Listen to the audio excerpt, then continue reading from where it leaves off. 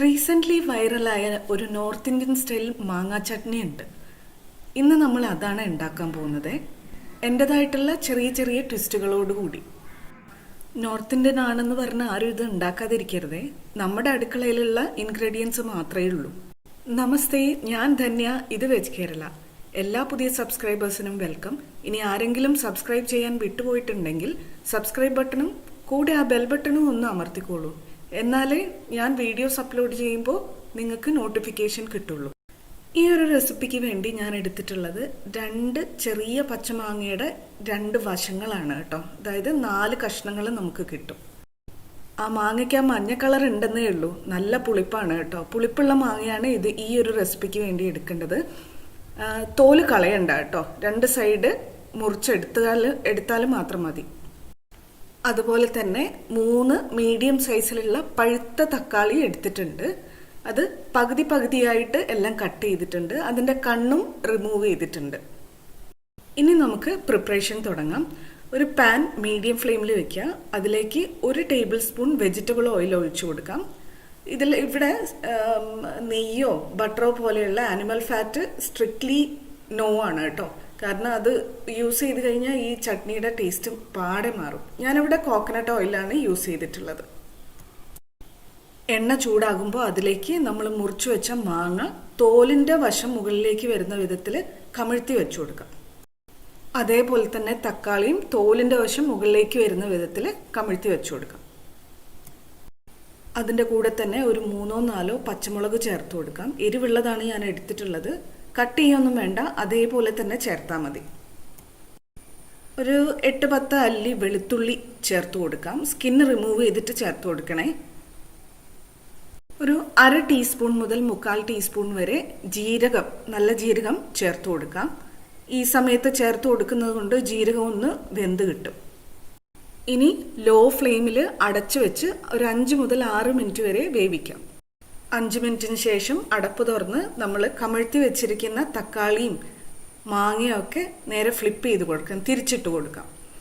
ഇത് ശ്രദ്ധിക്കണം, നമുക്ക് ചെറുതായിട്ടൊന്ന് റോസ്റ്റ് ചെയ്താൽ മതി കേട്ടോ. ഓവർ റോസ്റ്റിംഗ് വേണ്ട. കരിഞ്ഞു പോയി കഴിഞ്ഞാൽ ഈ ചട്നിയുടെ ടേസ്റ്റ് പാടെ മാറും. ഇപ്പം തക്കാളി മാങ്ങയും ഒക്കെ തിരിച്ചിട്ട് കൊടുത്തിട്ടുണ്ട്. ഇനി 1 മിനിറ്റും കൂടെ അടച്ചു വെച്ച് വേവിക്കാം. 1 മിനിറ്റ് കഴിഞ്ഞ് അടപ്പ് തുറക്കാം. ഇനി ഫ്ലെയിം ഓഫ് ചെയ്യാം. ഇനിയൊന്ന് ഇത് തണുത്തിട്ട് വേണം നമുക്ക് ബാക്കി പ്രോസസ്സിലോട്ട് കടക്കാൻ. ഈ ഒരു സമയത്ത് ഭയങ്കര മണമായിരിക്കും കേട്ടോ അടുക്കളയിൽ.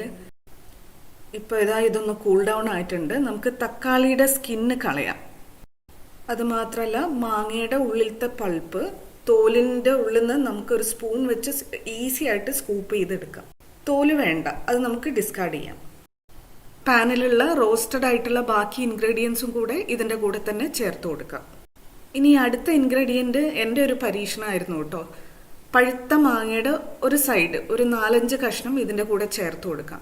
നല്ലൊരു ടേസ്റ്റ് കിട്ടും മാങ്ങയുടെ മധുരം കൂടി ആവുമ്പോൾ. പാകത്തിനുള്ള ഉപ്പും കൂടെ ചേർത്ത് കൊടുക്കാം. 1 ടീസ്പൂൺ പഞ്ചസാര ചേർത്ത് കൊടുക്കാം. ഒരു കളറിനും ഒരു സ്പൈസ് കിക്കിനും ഒരു ടേസ്റ്റിനും വേണ്ടി ഒരു 1/2 ടീസ്പൂൺ മാത്രം ചുമന്ന മുളക് പൊടി ചേർത്ത് കൊടുക്കാം.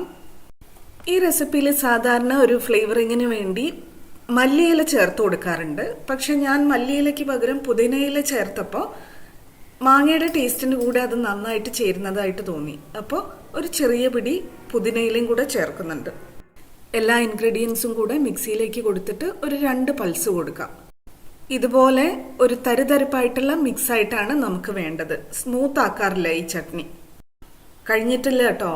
ഇനി ഒരു ഇൻഗ്രീഡിയൻ്റ് കൂടെ ഉണ്ട്. വല്യുള്ളി പൊടിയായിട്ട് അരിഞ്ഞത് ഒരു 1/2 കപ്പ്, അതും കൂടെ ചേർത്ത് കൊടുക്കുന്നുണ്ട്. സാധാരണ നോർത്ത് ഇന്ത്യയിൽ അവർ ഈ ചട്നി ഉണ്ടാക്കുമ്പോൾ മാങ്ങയും തക്കാളിയൊക്കെ കുക്ക് ചെയ്യുമ്പോൾ വല്യുള്ളി ചേർത്ത് കൊടുക്കുന്നത് കണ്ടിട്ടുണ്ട്. അല്ലാതെ നമ്മൾ ഇതെല്ലാം കൂടി ക്രഷ് ചെയ്തെടുക്കുമ്പോഴും വല്യുള്ളി ചേർത്ത് കൊടുക്കുന്നത് കണ്ടിട്ടുണ്ട്.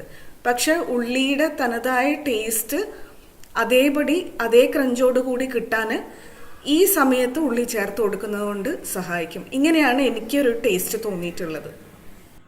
അപ്പോൾ വൈറലായ north Indian style mango chutney ഇവിടെ റെഡിയാണ്. ഇത് ചോറിനും ചപ്പാത്തിക്ക് മാത്രമല്ല ഏത് ടൈപ്പ് ഫ്ലാറ്റ് ബ്രെഡിനും ഇത് ചേരും. അപ്പോൾ ഇത് ഉണ്ടാക്കി നോക്കിയിട്ട് ഫീഡ്ബാക്ക് പറയൂ കേട്ടോ, കമൻറ്റിലിട്ടാൽ മതി. അപ്പോൾ thank you for watching. Dhanya from veg Kerala.